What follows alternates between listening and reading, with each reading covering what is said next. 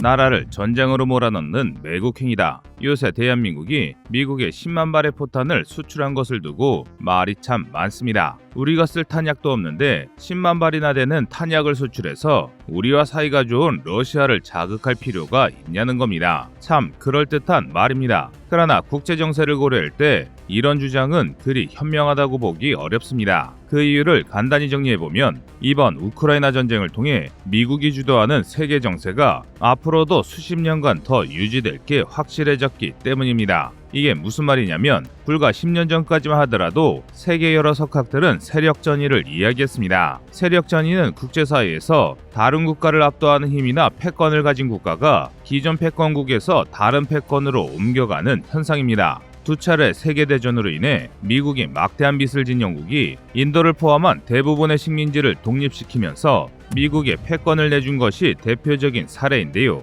그리고 이 세력전이 이론에 따르면 미국은 지는 애였습니다. 이라크전과 아프간전에서의 처참한 실패와 리먼 브라더스 사태로 미국이 크게 추락한 반면 러시아 중국은 각기 천연자원과 인구를 앞세워 크게 발전했기 때문입니다. 이로 인해 국내에서 한때 중국어 열풍이 불기도 했는데요. 그런데 중국의 부상과 러시아의 부활을 주장하던 학자들의 예상과 달리 미국의 유일 패권은 아직도 견고합니다. 단적으로 우리 이웃이자 잠재적 위협인 중국 역시 최대 장점이었던 인구가 심각한 저출산과 고령화로 인해 감소세에 접어들며 몰락하고 있습니다. 그리고 미국에 도전했던 러시아는 미국은커녕 미국의 지원 물자를 조금 제공받은 우크라이나조차 이기지 못한 채 처참히 무너졌습니다. 반면 미국은 금리 인상으로 우리 대한민국의 입장에서는 굉장히 불쾌한 방식을 사용했지만 어쨌든 인플레이션과 경기 침체를 극복해 나가고 있습니다. 또 출산율 역시 꾸준한 이민 덕에 선진국임에도 상당히 높은 수준을 유지하고 있으며 지구상 거의 모든 빅테크 기업이 미국에 본사를 두고 있습니다. 전문 인력 역시 세계의 모든 인재가 미국으로 모인다고 해도 과언이 아닌데요.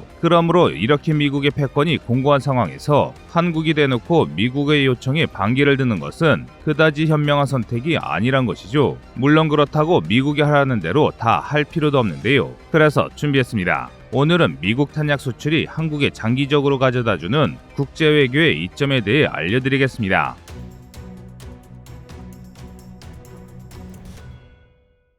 지난 10일 미국의 대표 언론 월스트리트 저널은 한국이 미국에 10만 발의 155mm 포탄을 수출했으며 이는 우크라이나에 대한 우회 지원이라고 보도했습니다. 이에 대해 한국 정부는 어디까지나 미국에 포탄을 수출했을 뿐이며 미국이 우크라이나로 한국산 포탄이 넘어가지 않도록 하겠다는 약속을 받았다라고 밝혔습니다. 하지만 그럼에도 한국이 우크라이나에 포탄을 지원했다는 이야기는 사그라들지 않고 있습니다. 그도 그럴 게 이런 주장이 사실이기 때문인데요. 이를 잘 보여주는 예시가 수개월 전에 있었던 미 정부의 발표입니다. 지난 8월 미 정부의 관료들은 우크라이나에 수십만 발의 탄약을 지원하면서 미국의 탄약 재고가 국방부 관계자들이 우려할 수준으로 떨어졌다고 밝혔습니다. 달마다 우크라이나에 지원되는 포탄의 규모에 비해 미국에서 생산되는 포탄의 양이 턱없이 부족했기 때문입니다. 심지어 이 문제는 탄약 생산량을 최대한 늘린 지금 이 순간에도 여전히 문제로 지목되고 있는데요. 일례로 현재 미국의 방산업체들이 생산 공장을 최대한으로 가동하더라도 매해 생산 가능한 155mm 포탄의 수량은 연간 3만 발에 불과합니다. 하지만 우크라이나는 단 2주 동안 각종 포탄 3만 발을 소모했습니다. 한마디로 미국의 포탄 생산량이 우크라이나의 소모량을 감당하지 못하는 겁니다. 그런데 이상합니다. 세계 최강의 국방력을 가진 미국이 고작 포탄을 만들 역량이 없다는 게 이해가 가지 않는데요. 그런데 뒷배경을 잘 살펴보면 현실이 그런데요. 사실 미국은 지난 20년간 155mm 포탄을 거의 생산하지 않았습니다. 그 이유는 이런 재래식 탄약을 생산할 필요가 없었기 때문입니다. 아시다시피 미국은 본토와 인접한 국가 중 적대국이 없습니다. 그리고 세계 각지에 퍼져 있는 미군은 한자리를 지키며 방어를 하는 군대가 아니라 언제 어느 때든 적을 쳐부수기 위해 미친 듯이 기동하는 군대입니다. 이 때문에 미군은 자주포나 곡사포보다는 항공폭격과 전투 헬기를 이용한 항공 지원을 선호합니다. 특히 아프간에서 이런 경향이 강했습니다. 고산지대가 많은 아프간의 특성상 곡사포병은 산맥에 가로막혀 제대로 적을 공격할 수 없었습니다. 반면 헬파이어 미사일을 쏟아붓는 아파치 공격 헬기나 MQ-9 리퍼 같은 무인기와 미군이 자랑하는 F-15, F-35 등 각종 전폭기들을 입체적으로 기동하면서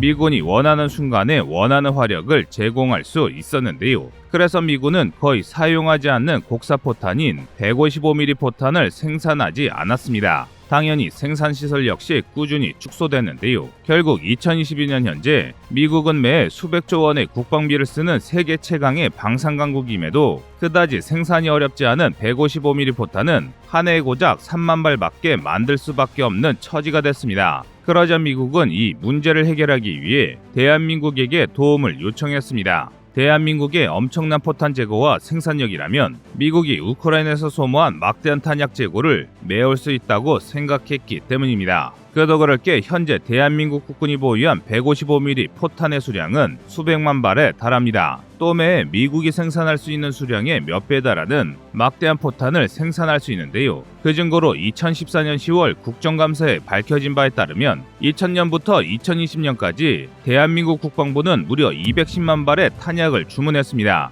그리고 주문대로 생산이 진행됐습니다. 대략 한 해마다 10만 발 이상의 포탄을 생산했는데요. 그러니까 대한민국이 한 해 동안 생산하는 155mm 포탄의 양이 미국의 연간 최대 생산량의 3배에 달한다는 겁니다. 그런데 더 충격적인 건 실제로 대한민국 방산업체가 생산한 포탄의 수량은 그보다 훨씬 많습니다. 그 증거가 바로 튀르키예인데요. 2022년 11월 현재까지 10년이 넘도록 이어지고 있는 시리아 내전에서 튀르키예군은 대한민국의 K9 자주포를 라이선스 생산한 T155 프로트나 자주포로 시리아 정부군을 맹타했습니다. 그리고 그 과정에서 튀르키예군이 사용했던 포탄 중 상당수가 한국산이란 사실이 드러났습니다. 즉 우리 기업들이 튀르키예 포탄을 수출한 겁니다. 이는 달리 말해 우리 기업들이 무려 10만 발의 포탄을 군에 납품하면서 별도로 포탄을 수출할 수 있을 정도로 어마무시한 생산력을 가지고 있다는 뜻입니다. 이를 입증하듯 얼마 전 있었던 폴란드와의 방산계약에서도 세부 항목으로 K9 자주포가 쓸 포탄을 한국에게 공급받기로 했습니다. 이처럼 한국은 우크라이나 전쟁이 필요한 탄약을 제공할 역량이 충분히 있는데요. 그래서 미국은 재고가 빠르게 감소하는 포탄을 한국에게 수입해 재고를 메꾸고 메꿔진 그 재고만큼 다시 우크라이나에 미제 포탄을 공급하는 돌려막기로 우크라이나를 지원하려 했고 한국은 이에 응했습니다.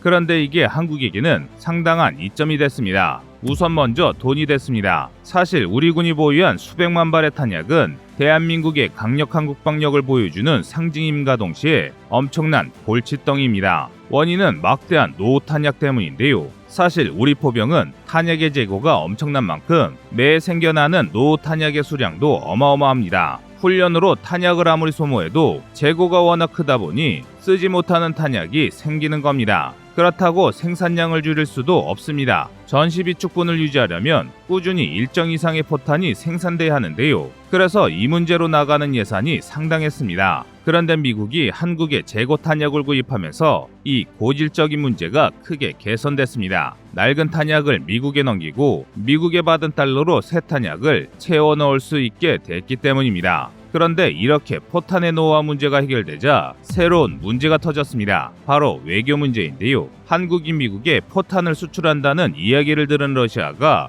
한국에게 우호 관계가 완전히 끝장날 것이라며 협박을 한 것입니다. 이 때문에 일각에서는 러시아와의 관계를 염려해 포탄 수출을 중단해야 한다고 난리를 쳤는데요. 미국과 중러가 대립하는 식냉전에서 함부로 미국의 편을 들다가 대한민국이 피를 볼 수 있다는 겁니다. 이런 걱정은 충분히 이해가는 말들입니다. 하지만 적절한 판단은 아닙니다. 싸움의 승자가 명확하지 않다면 중립을 지키는 게 맞지만 승자가 아주 분명한 상황에서는 오히려 승자편을 확실히 도와주는 게 국익에 이롭기 때문입니다. 그리고 그 승자는 바로 미국입니다. 이게 너무 확신이 과한 것 아닌가 싶으신 분들도 있으시겠지만 몇몇 자료를 보면 쉽게 납득이 되실 겁니다. 일단 이제 러시아는 군사, 경제 모든 분야를 통틀어 국제사회에서 끝장났습니다. 러시아가 자랑하던 최강의 군대가 증발했고 서방과 대결하면서 천연자원의 판로가 끊겼습니다. 특히 가스 수출이 차단된 게 굉장한 치명타인데요.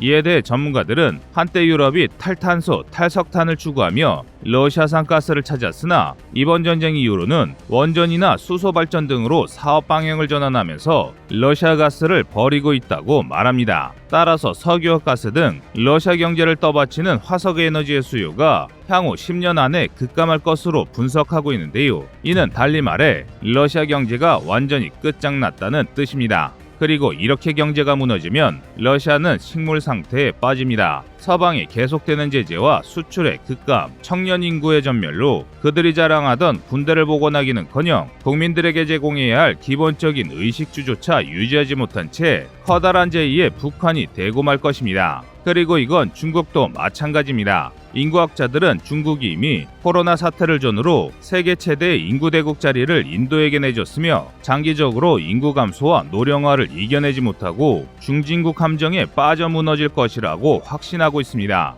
이를 근거한 인구 통계를 보시면 더 확실하게 아실 수 있는데요. 그래서 꺼리투브가 2022년 7월 공개된 UN 인구 예측에 나온 합계 출산율을 바탕으로 간단한 그래프를 만들어 봤습니다. 그런데 그 결과는 상당히 놀라웠습니다. 보시다시피 중국인 빨강색의 합계 출산율은 2018년을 기점으로 급격히 추락하면서 미국인 주황색에게 크게 밀렸습니다. 그리고 2020년 코로나 사태를 기점으로 중국의 출산율은 세계 최저 출산율로 악명이 높은 대한민국보다 낮아졌습니다. 반면 미국은 매우 놀랍게도 선진국임에도 불구하고 출산율이 상승했습니다. 꾸준한 이민과 전 세계 엘리트들의 유입이 큰 역할을 했는데요. 이런 추세가 계속된다면 다음 수십 년 안에 미국과 중국의 인구가 역전될지도 모를 정도입니다. 그리고 아마 그렇게 될 것이라고 국제 전문가들은 분석하고 있습니다. 왜냐하면 중국과 미국의 합계 출산율은 무려 1992년부터 미국이 중국을 압도했기 때문입니다. 따라서 지난 30년간 꾸준히 유지되던 추세가 갑자기 바뀔 대사건이 나지 않는다면 미국은 인구, 경제, 기술, 국방 모든 분야에서 꾸준히 전 세계 최강의 자리를 유지할 것이고 미국에 대항하던 중국과 러시아는 처참하게 몰락할 겁니다. 그리고 이렇게 승자가 명확한 상황에서 중립을 지키기 위해 미국에 밑보인다는 선택지를 고른다는 건 그리 현명하지 않습니다. 다만 미국을 맹신하고 종미를 하는 게 아니라 미국의 독주체제에서도 우리가 당당히 이야기할 발언권을 확보하기 위해 다가올 중국의 몰락과 그에 따른 북한의 붕괴에 대비할 필요가 있습니다. 이를 위해 필요한 것이 바로 미국의 도움 없이 우리 뜻대로 모든 행동을 할 수 있는 완벽한 자주강군의 육성입니다. 대한민국에게 완벽한 자주강군이 확립되면 오히려 이 격변의 세월이 우리에게는 더할 나위 없는 좋은 기회로 다가올 것이고 이를 통해 대한민국은 더 강한 국가로 거듭날 수 있습니다. 여러분의 생각은 어떠신가요? 이상 꺼리투브였습니다. 안녕하세요, 꺼리투브입니다. 여러분의 가분한 성원에 힘입어 군사무기에 관심 없는 분들도 쉽게 이해하실 수 있는 대한민국의 육해공 군사무기의 숨은 비하 이야기를 책으로 엮었습니다. 하루 종일 검색해도 절대 찾을 수 없었던 비밀스러운 내용을 이제 책으로 만나보세요.